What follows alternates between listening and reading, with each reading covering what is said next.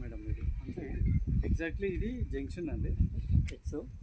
So ఈడ మనం 206 పక్కన ఉన్నాము అంటే సో కంప్లీట్గా ఇది 25 ఎకర్స్లో మనకు దీంట్లో ఫేజ్ 1 అని ఫేజ్ 2 అని ఉందండి.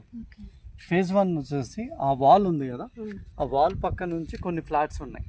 సో దాన్ని కమర్షియల్ కింద ఏం చేసినామంటే మనకు 1000 రూపీస్ వేరియేషన్ ఉంది. సో ఈ బ్యాక్ సైడ్ ఉన్న ఫేజ్ 2లో 13,799 ఫర్ స్క్వేర్ యార్డ్ ఉంది madam.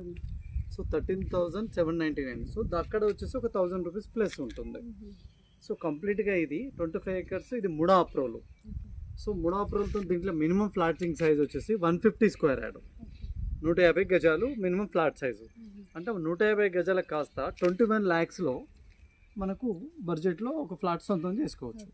At the same time ఇక్కడ 50% బ్యాంక్ లోన్ ఫెసిలిటీస్ ఉంది. సో కస్టమర్కి మనం ఏదంటే ఒక